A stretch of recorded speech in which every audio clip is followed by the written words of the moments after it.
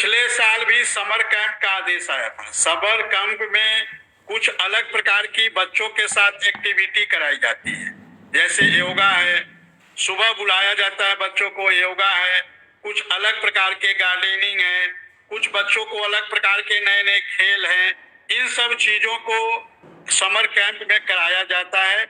पिछले साल भी आदेश आया था, लिखित आदेश आया था, लेकिन विरोध के बाद वो आदेश कैंसिल हो गया और समर कैंप नहीं लग पाया। और देखिए, हम लोगों की संविदा 31 मई तक होती है, 20 तारीख से गर्मी छुट्टी हो जाती है, 31 मई तक सरकार हमको पैसा देगी, तो 10 दिन सरकार चाहे तो हमसे काम ले सकती है, कोई दिक्कत नहीं है। और देखिए, सरकार की हर बातों का विरोध करना उचित नहीं है। यदि सरकार हमसे समर कैंप पे हम चाहती है कि हमारी सहभागिता हो और उसके बदले यदि हमको पैसा देती है तो हमें करने में कोई दिक्कत नहीं है। अब कुछ लोगों को इसमें दिक्कत आ जाएगी, कुछ लोग कहेंगे कि नहीं, हम समर कैंप में नहीं जाएंगे। अरे आप फ्री में मत जाइए ना, आपको जब सरकार पैसा दे तभी जाइए।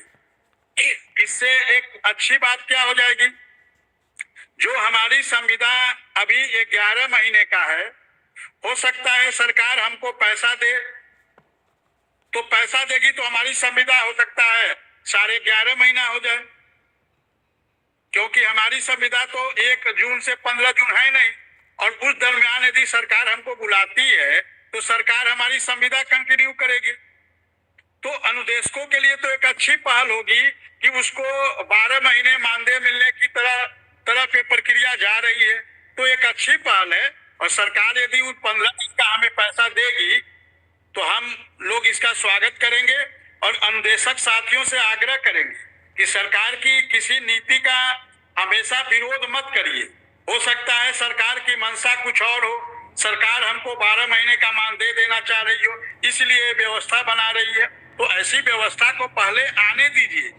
आने के बाद उसको समझा जाएगा, उसका विश्लेषण किया जाएगा, उस पर तर्क किया जाएगा और उस सब हम लोगों से फिट बैठेगा, तब उस पर संगठन निर्णय लेगा कि हमें क्या करना चाहिए। पहले ही हम किसी चीज का विरोध करके अपने आप को आगे नहीं बढ़िए।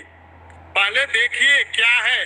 हमसे पहले तो अध्यापक विरोध करेंगे, हमसे पहले तो अध्यापक विरोध करेंगे। तो अब हम लोगों को गलती नहीं करनी है, जो गलती हम लोगों ने, जो टेबलेट से हाजिरी हो रही थी और हम लोगों ने इन लोगों के साथ जाकर विरोध कर दिया, और जब इन लोगों का अपना काम बन गया तब इन लोगों ने हमारी लड़ाई को लड़ने का काम नहीं किया।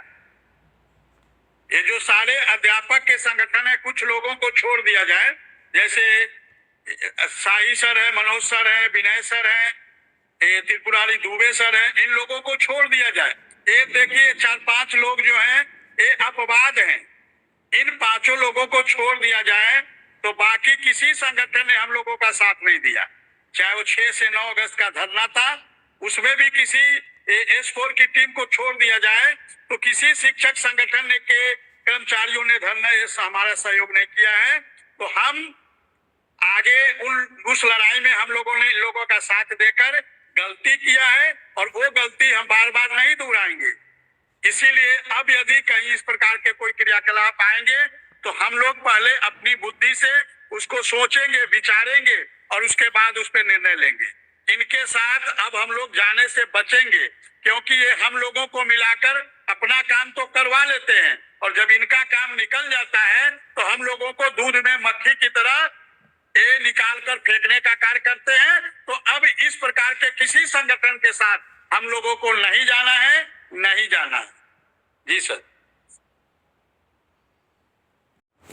तो अभी आपने ये अनुदेशक के प्रदेश अध्यक्ष श्री विक्रम सिंह जी, इन्होंने अपना वक्तव्य दिया है चैनल पर कि शिक्षकों ने कैसे शिक्षा मित्र और अनुदेशकों को अपने साथ में शामिल कर लिया था जब टैबलेट पर उपस्थिति की बात आई थी, और बाद में फिर शिक्षकों ने शिक्षा मित्र और अनुदेशकों का कोई साथ नहीं दिया था।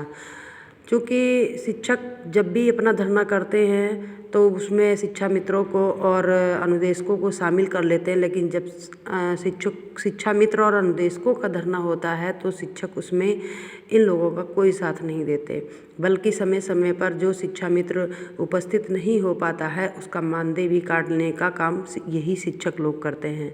तो यहाँ पर विक्रम सिंह जी ने जो भी बात कही है कि हमें अब इनका कोई साथ नहीं देना है और समर कैंप जो है ये शिक्षा मित्र और अनुदेशकों के लिए एक अलग से गिफ्ट के रूप में तैयार हो रहा है और इसे ले लेना चाहिए। शिक्षा मित्र अनुदेशक हमारे जो संविदा कर्मी हैं उन्हें इसे नहीं नकारना चाहिए, क्योंकि ये हमारे लिए प्लस पॉइंट है। इससे सरकार आगे हम लोगों के लिए कोई भी रास्ते खोज सकती है। तो हम विक्रम सिंह की बात का समर्थन करते हैं और उन्होंने बहुत स्पष्ट तरीके से बात कही है कि अब आगे कोई भी शिक्षक का काम अगर आता है तो हम उसके धरने में शामिल नहीं होंगे, क्योंकि पिछली साल भी समर कैंप का आदेश आया था और शिक्षकों ने उसका विरोध किया था, जिसमें शिक्षा मित्र अनुदेशक भी इसमें शामिल रहे थे। तो हो सकता है इसी वजह से फिर वो आदेश रद्द हुआ है, लेकिन इस साल अगर वो फिर से हो रहा है तो ये हमारे लिए प्लस पॉइंट है, क्योंकि इसमें हम लोगों को बुलाएंगे और उसके साथ मानदेय भी मिलेगा। क्योंकि हम छुट्टियों का क्या करेंगे खाली पेट, और कम से कम इसमें हमें जो भी मिल रहा है वो हमारे लिए प्लस पॉइंट है। तो हमें शिक्षा मित्र और अनुदेशकों को इसका समर्थन करना लाभकारी रहेगा।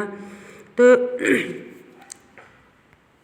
शिक्षा मित्र के नेताओं को भी विक्रम सिंह से सीख लेनी चाहिए और आगे से शिक्षकों के किसी भी धरने में शामिल नहीं होना चाहिए, खास तौर पर वहाँ पर जहाँ पर शिक्षा मित्रों को या अनुदेशकों को कुछ लाभ होता है। तो हमें बिल्कुल भी सरकार का विरोध नहीं करना चाहिए, क्योंकि सरकार के विरोध में शिक्षक भले हो जाते हैं और शिक्षा मित्र उपद्रवी और एजेंट कई नामों से फिर वो नवाजे जाते हैं और समय पर बोल दिए जाते हैं कि ये सरकार के विरोधी हैं।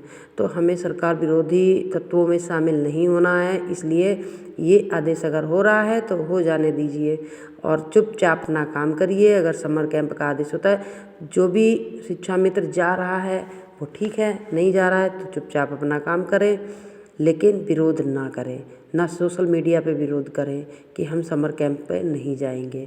शिक्षकों के कोई बुलाए ना बुलाए उससे कोई मतलब नहीं, लेकिन शिक्षा मित्रों का अगर आदेश है तो शिक्षा मित्र को सरकार के दिए गए आदेशों में संलिप्त होना चाहिए और बढ़ चढ़कर हिस्सा लेना चाहिए, जिससे कि एक सरकार के पास